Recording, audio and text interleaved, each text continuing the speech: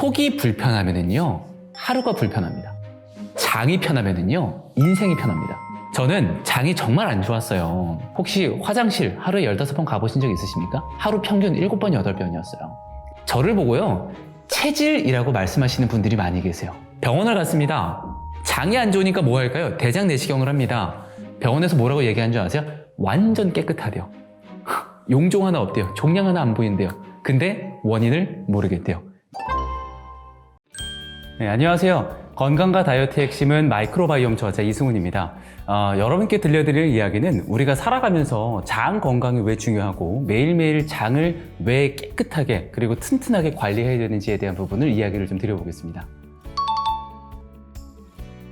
장 건강이 상당히 중요한 이유, 장내 미생물이 중요한 이유는요, 일단 첫 번째로 질병과 가장 직접적으로 맞닿아 있습니다. 나이가 들면 제일 무서워하는 질병이 뭔지 아세요? 치매입니다.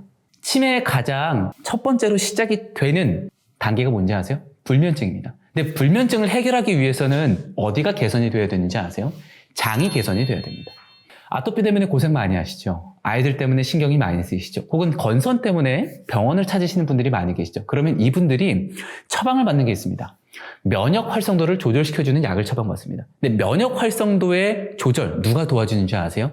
장내 미생물이 도와줍니다. 그만큼 장 속 환경이 무너지게 되면 질병과 가까워질 수 있습니다. 질병과 멀어지기 위해서라도 장내 미생물을 꼭 챙겨주셔야 되는 거고요. 두 번째는 음식 먹고 소화 안 되시는 분들 많이 있죠. 혹은 무언가 음식을 먹었는데 탈이 나거나 화장실을 가고 싶은데 화장실을 못 가시는 분들이 있죠. 쉽게 말씀드릴게요. 삶의 질과 너무나도 명확하게 연관이 되어져 있습니다. 밥을 먹고 소화가 안 된다? 밥을 먹고 화장실을 가야 되는데 화장실을 못 간다. 혹은 특정 음식을 먹었는데 화장실을 너무 많이 간다. 삶의 균형이 무너지게 되어 있습니다. 그렇기 때문에 꼭 장내 미생물을 챙겨주셔야 됩니다. 장 건강이 안 좋아지는 이유는 정말 다양하지만 우리가 일상생활 속에서 쉽게 만날 수 있는 세 가지를 좀 말씀을 드릴게요. 첫 번째는 가공식품입니다. 제 책을 보셔도 아시겠지만 저는 속이 너무나 안 좋았어요. 혹시 저처럼 사과 먹고 화장실 가시는 분 계세요? 사과 먹고서 설사가 심해졌던 분 계세요? 혹은 양배추를 먹었는데 양배추 위 건강을 위해서 장 건강을 위해서 드시잖아요. 혹시 양배추 먹고 설사해 본 적 있어요? 전 되게 많거든요. 저는 어렸을 때요, 부모님이 너무나 감사하게도 맛있는 분식집을 하셨었어요. 그래서 맨날 떡볶이, 튀김, 어묵, 닭꼬치, 겨울만 되면 붕어빵 이런 것들을 입에 달고 살았었습니다. 이러다 보니까 제 사진을 봐도요, 3학년 때는, 초등학교 3학년 때는 빼빼 말랐었거든요. 근데 4학년 때 되니까 갑자기 살이 막 찌기 시작하는 거예요. 그때는 몰랐죠. 이렇게 가공되어진 식품들이 문제였다는 걸 몰랐죠. 평상시에 이렇게 소화가 안 되고 혹은 장 속에서 음식이 제대로 소화되는 시간을 거치지 못하고 부패할 수 있는 환경을 만들어주는 음식을 먹는 순간 장 속에 유해한균들이 늘어날 수 있는 환경이 높아지게 돼버립니다.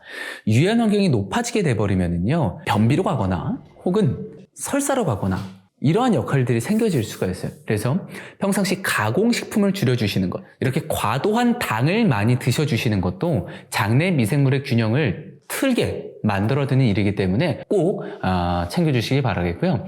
두 번째로는 유통기한이 긴 음식입니다. 얘를 반대로 얘기하면 소화가 안 되는 음식이라고 말씀을 드릴게요. 우리가 음식을 찾는데, 음식을 고르는데 오래 보관하기 위해서, 오래 보존하기 위해서 이 유통기한 긴 음식 찾으시는 분들 많이 계시죠. 유통기한이 길다는 음식은 음식에다 도대체 무슨 짓을 해놓은 걸까요? 방부제가 들어가 있는 거? 좋은 걸까요? 나쁜 걸까요?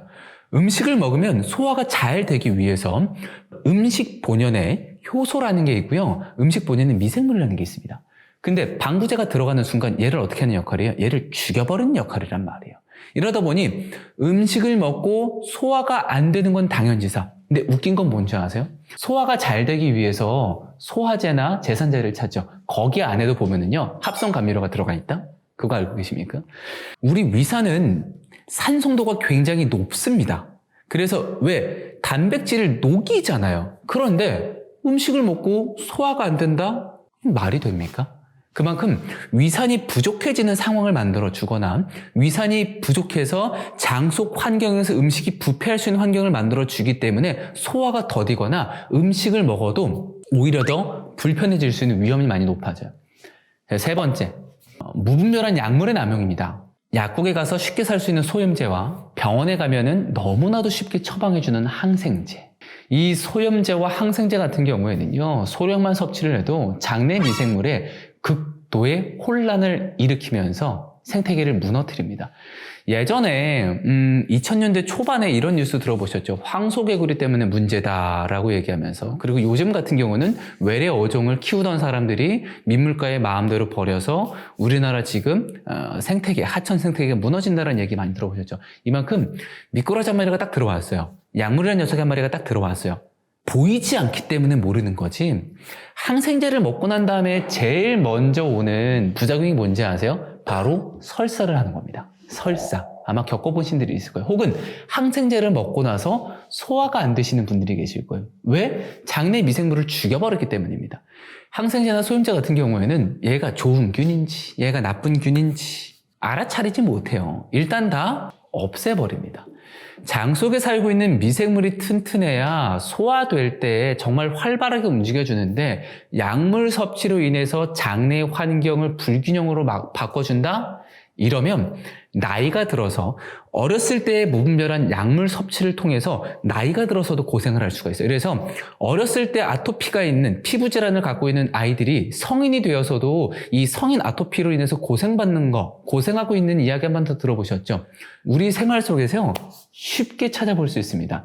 간혹 우리가 착각을 하는 게 있어요. 내가 그렇지 않다고 다른 사람도 그렇지 않을 거라는 착각을 하는데, 정말 다양한 환경들이 있고 정말 다양한 케이스가 있습니다. 그렇기 때문에 일상생활 속에서 균형을 꼭꼭 챙겨주시기를 바랄게요. 장내 미생물이 하는 역할, 많은 분들이 궁금해하시죠? 많은 분들께 질문 드립니다. 장이란 녀석은 도대체 무슨 역할을 할까요? 라고 여쭤보면은 대표적으로 딱 하는 얘기가 있어요. 똥 싸는 거요? 하시는 분들이 많이 계실 텐데, 장 속에 살고 있는 장내 미생물은 너무나도 많은 역할을 합니다. 음식을 소화시키죠. 또 발효를 담당을 하죠. 발효를 시키면서 대사산물을 만들어내고, 장벽을 튼튼하게 함으로 인해서 염증을 방어를 시키고, 여기에 신경 전달 물질을 또 생성을 하고요. 그 외에 정말 다양한 역할들을 많이 합니다. 그런데 이렇게 슈퍼 파워를 가지고 있는 장내 미생물을 관리를 안 한다? 그러면 제가 앞서 첫 장에 말씀드렸었죠. 질병과 가까워질 수 있다고 말씀을 드렸었죠. 가장 쉽게 가까워질 수 있는 불편은 뭐가 있다? 바로 변비와 설사가 있다고 말씀을 드렸습니다. 우리가 화장실을 제대로 가느냐 제대로 가지 못하느냐가 우리 하루에 엄청나게 큰 부분을 차지하는 거, 이미 몸소 다들 깨닫고 계시죠. 속이 불편하면은요 하루가 불편합니다. 장이 편하면은요 인생이 편합니다. 제가 느껴봐서 알거든요. 저는 장이 정말 안 좋았어요. 앞서도 말씀드렸지만 혹시 화장실 하루에 15번 가보신 적 있으십니까? 하루 평균 7번, 8번이었어요. 그것도 정상변을 본 것 같으세요? 저는 설사를 미친 듯이 많이 했습니다. 저를 보고요, 체질이라고 말씀하시는 분들이 많이 계세요. 근데 알고 봤더니 마이크로바이옴의 문제였더라고요. 병원을 갔습니다. 장이 안 좋으니까 뭐 할까요? 대장 내시경을 합니다. 병원에서 뭐라고 얘기한 줄 아세요? 완전 깨끗하대요. 용종 하나 없대요. 종양 하나 안 보인대요. 근데 원인을 모르겠대요. 지사제 한 달째 가져가래요. 지사제를 처방받아서 먹었습니다. 효과가 있었을까요? 단 1도 없었습니다. 진짜 거짓말 안 하고 단 1도 없었어요. 그러다 보니까 장내 환경이 너무나도 중요합니다. 변비가 있으세요? 혹은 설사를 자주 하세요? 장이 안 좋으신 분들은요, 잠을 제대로 조금 못 잔다거나, 장이 안 좋으신 분들은 피부에 자꾸 무언가 올라온다거나, 장이 안 좋으시는 분들은 자꾸 기분의 낙차의 폭이 크다거나, 다양한 부분들을 만나실 수가 있을 겁니다. 그렇기 때문에 장내 환경을 지켜주는 게 바로 내 건강을 살리는 일이다라는 것을 꼭 명심해 주세요. 장내 미생물의 건강이 되는 습관입니다. 첫 번째로 가지셔야 되는 습관은요, 바로 공복이에요. 뭐야, 나 배고픈 거 못 참는데? 라고 하신 분들이 있죠. 간헐적 단식을 하잖아요. 그러면 장내 미생물의 환경에 변화가 생깁니다. 어떠한 변화? 쉽게 그냥 딱 잘라 말씀을 드리면, 유익한 균주들이 활동을 시작을 합니다. 유익균, 즉 유산균이라고 하는 녀석들이 기본적으로 하는 일이 뭐가 있는 줄 아세요? 독소를 배출시켜주는, 즉 나쁜 녀석들을 먹어치우는 역할을 합니다. 그러다 보니까 우리가 왜? 방구 끼죠. 방구 끼는 게 뭔지 아세요? 나쁜 가스를 밖으로 배출하는 거 아니에요. 정상적인 설사를 하는 거 왜 하는지 아세요? 몸속에 나쁜 세균이나 독소를 밀어내는 역할을 하는 겁니다. 자, 그래서 공복이 왜 중요하냐면 음식을 계속 먹잖아요. 소화시킬 시간만 있고 다른 기능을 할 시간은 없다? 이런 문제가 될까요? 문제가 안 될까요? 우리 장기는 음식을 먹고 소화시키는 것 외에도 다양한 역할들을 맡고 있습니다. 그렇기 때문에 공복을 통해서 이 꼬르륵 거리는 소리가 난다? 즐거운 소리인 거예요. 이때부터 살 빠지는 거 좋아하시는 분들은 디톡스가 실행이 되고 있다고 생각하시는 게 좋아요. 오토파지라고 이야기 들어보셨죠? 최근에 얘기가 정말 많이 나오고 있는데 자가포식이라고 얘기합니다. 우리 세포가 불필요한 것들을 잡아먹고서 배출시켜주는 역할을 한다는 거죠. 이게 디톡스의 핵심이거든요. 거기에다가 공복을 통해서 장내 미생물의 유익균의 증식에 도움을 주는 부분까지 마련이 된다라고 한다면은 안 할 이유가 없겠죠. 왜? 돈이 안 들어가잖아요. 참으면 되는 겁니다. 그래서 평상시에 식사를 하실 때 공복을 유지하기 위해서 내가 많이 먹는 것보다는 배부르게 먹는 것, 그리고 음식을 먹을 때에 그냥 한 끼를 때우는 게 아니라 만족감을 주는 음식을 찾아서 드셔주신다면은 더욱더 이 공복 시간이 즐거워지실 겁니다. 두 번째는요, 발효식품인데요. 앞서 말씀드렸던 김치 묵은지는 기본 베이스예요. 혹시 매실 좋아하십니까? 혹은 그 외에 다양하게 담겨진 청 좋아하십니까? 청 드실 때요, 많은 분들이 착각하시는 게 하나 있어요. 청은 달달한 맛을 내는 거다라고 생각하시죠? 이거 잘못된 상식이에요. 발효가 되면은 여러분 어떤 맛이 나는 줄 아세요? 발효가 되면 신맛이 나는 게 정상이에요. 시큼하고 새콤한 맛이 나야 돼요. 그래서 왜 김치 푹 익으면 어때요? 시큼새콤하죠? 그렇죠? 근데 청을 담궜어요. 청을 담궜는데 달달해. 이거 발효가 제대로 된 걸까요? 아니에요. 오히려 설탕이 아직도 많은 상태입니다. 청을 담궈서 드실 때에는 꼭 이 시큼새큼한 맛이 날 수 있도록 설탕의 양을 조절해 주시는 게 굉장히 중요합니다. 그리고 보통 이제 이 유산균이 생겨나기 위해서는 적정한 시간을 좀 기다려 주셔야 되는데 시중에 파는 유산균 가루들 있죠. 유산균 가루들 같이 넣어서 발효시켜 주신 것도 도움이 돼요. 저 같은 경우에는 이 쌀 씻은 물을 발효를 시켜서 해서 먹습니다. 제가 먹는 건 이제 특수한 유산균이 하나 있는데 모든 음식을 발효시켜서 드시는 걸 적극적으로 권장을 드려요. 음식을 발효를 시킨다는 얘기는 가스가 생긴다는 얘기입니다. 그래서 왜 보면 우리 발효가 오래된 음식들 보면은 무언가 부풀어 오르죠. 부풀어 오르서 뽕 하면은 뻥 하고 소리가 나죠. 예. 당을 먹고 탄산이 만들어져서 시큼새큼한 맛이 나는 이러한 청을 드시거나 제가 먹었던 이러한 발효수 같은 것들 드셔주시면 상당히 좋습니다. 세 번째는 운동은 강조해도 지나치지가 않습니다. 어떠한 운동이냐면은 근육을 키우기 위한 헬스를 말씀을 드리는 게 아니라요. 일상생활 속에 걷기 운동이라든지 혹은 림프순환 운동 하시는 것을 추천을 드려요. 우리가 근육을 키우기 위해서 헬스를 하는 것 너무나 중요합니다. 하지만 젊었을 때는 쉽게 할 수 있지만 나이가 들었을 때는 무거운 물건을 드는 게 쉽지는 않죠. 자, 그래서 일상생활 속에서 걷기 운동을 하시는데 빨리 걷는 운동이라든지 혹은 이 계단을 올라가는 게 굉장히 중요한데요.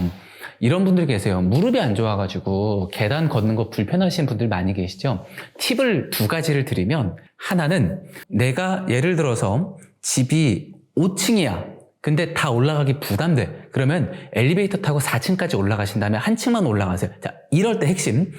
무릎으로 먼저 올라가지 마시고요. 엉덩이 근육부터, 즉 허벅지 근육부터 먼저 들어주시는 거예요.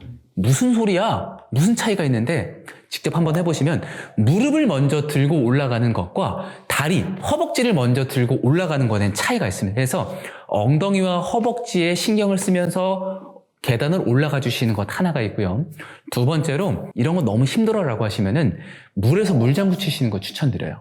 왜? 물속에서 걸으면 무릎에도 부담이 덜 되고 그리고 걸을 때에 훨씬 더 이 수중에서 생기는 압력 때문에 운동이 되는 거 다들 잘 알고 계시죠? 그래서 지역 근처에 혹은 동네 근처에 수영장을 운영하는 곳이 있다라면은 평상시에 따뜻한 미온수 물에 들어가셔가지고 걷기 운동하시는 것도 하나의 방법이 되겠습니다.